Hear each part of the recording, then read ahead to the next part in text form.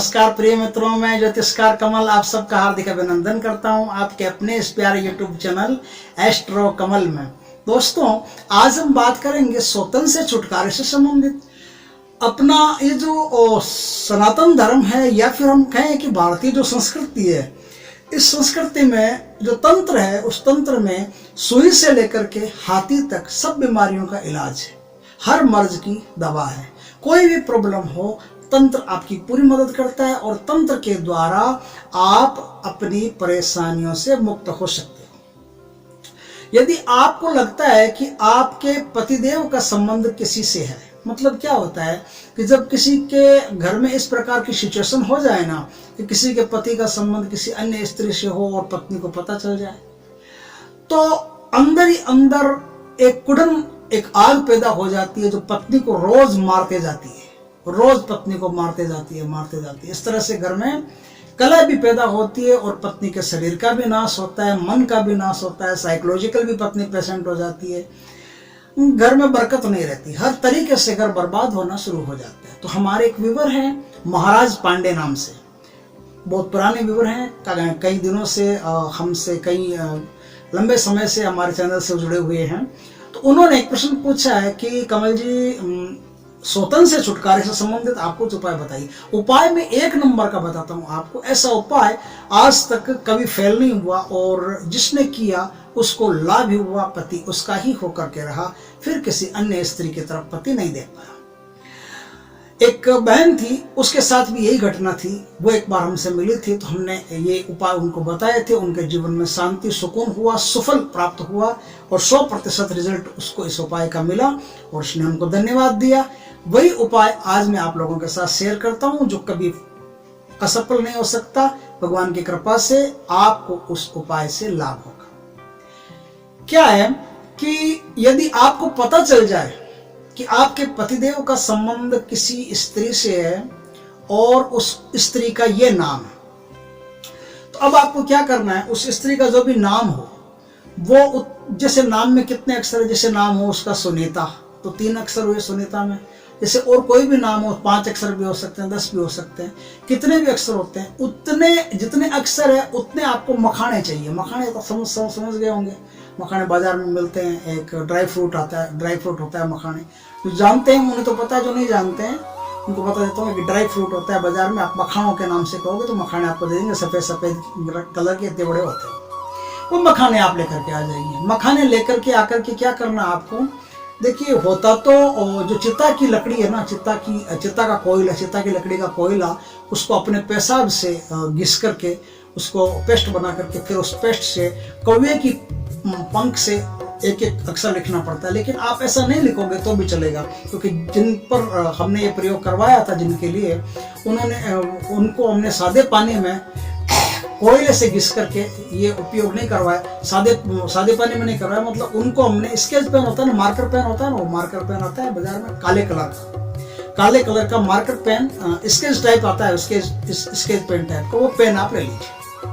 उस पेन से क्या करना है, प्रत्येक मखाने पर नाम का एक एक अक्षर लिखते जाना है। जैसे उसका नाम है सुनीता, तो एक मखाना उठाइए, एक मखाने पर सु नाम लिख करके रख दीजिए, दूसरे मखाने पर नी नाम लिख करके रख दीजिए, तीसरे पर ता नाम लिख करके रख दीजिए। ये मैं लंबा इसलिए समझा रहा हूँ ताकि आपको आराम से समझ में आ जाए और आप उपाय में कोई प्रकार की चूक नहीं करें। ये उपाय कभी भी किया जा सकता है, दिन को किया जा सकता है, रात को किया जा सकता है, सुबह किया जा सकता है, शाम को किया जा सकता है, किसी भी वार को, किसी भी पक्ष को, किसी भी तिथि को, किसी भी घटी पल में किया जा सकता है।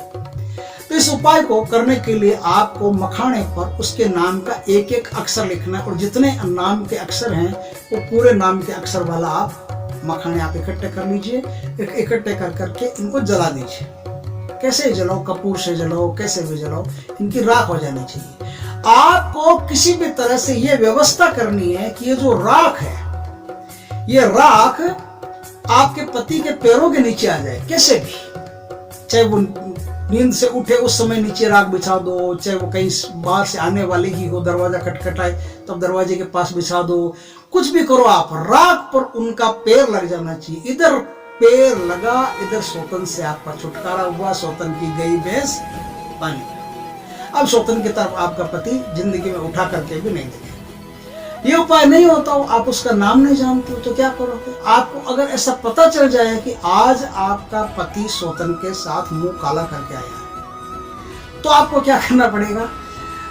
कैसे ही पति का जो अंडरवेयर है ना वो ले लो। पति का जो अंतवस्त्र, अंडरवेयर बोलते हैं उसको, मैं अंतवस्त्र कहूँगा तो आप समझोगे नहीं, इसलिए खालिश भाषा में, शुद्ध भाषा में बोलना पड़ता है कि अंडरवेयर ही ले लो आप। वो अंडरवेयर कैसे ही आप ले लो, कैसे ही वो अंडरवेयर निकलवा लो।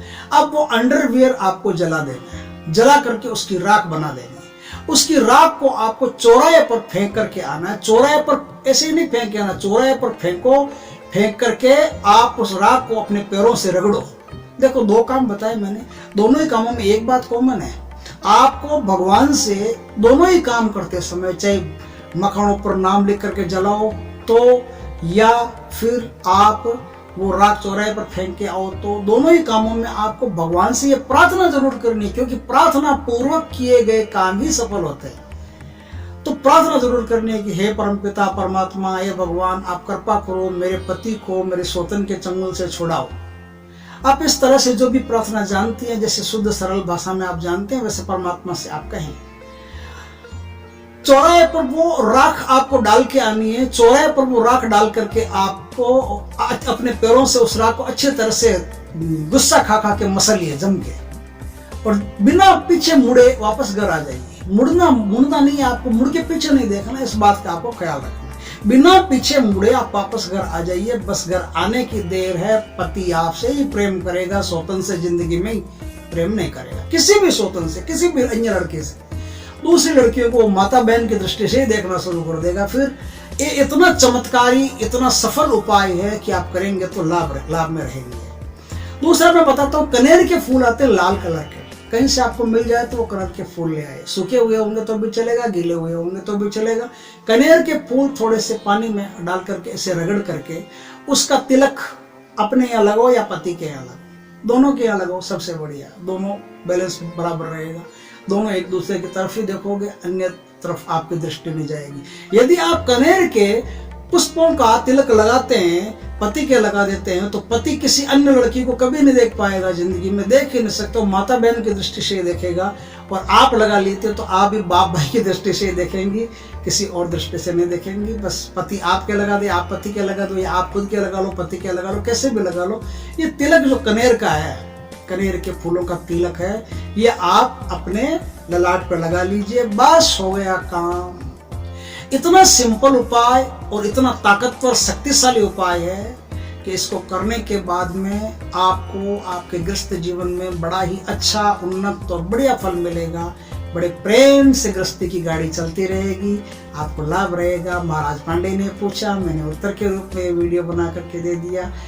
उपयोग कीजिए, प्रयोग कीजिए और सफल प्राप्त कीजिए। वीडियो अच्छा लगा हो, एक महाराज जी के लिए नहीं, आप सब के लिए, ये किसी के भी जिंदगी में कोई घटना ऐसी हो तो उन्हें हमारा वीडियो जरूर दिखाइए और बता दीजिए कि इस तरह से आप काम करेंगे तो लाभ में रहेगा। तो वीडियो को शेयर करें, खूब शेयर करें दोस्तों, लाइक करें, कमेंट करें, और यदि पहली बार आप हमारे चैनल पर आए हैं तो चैनल को सब्सक्राइब करें। पास में जो बेल आइकन का बटन है वो दबा दें, ताकि हमारी ज्ञानवर्धक जानकारीपूर्ण वीडियो सबसे पहले आपके पास आ सके। जय श्री कृष्ण मित्रों।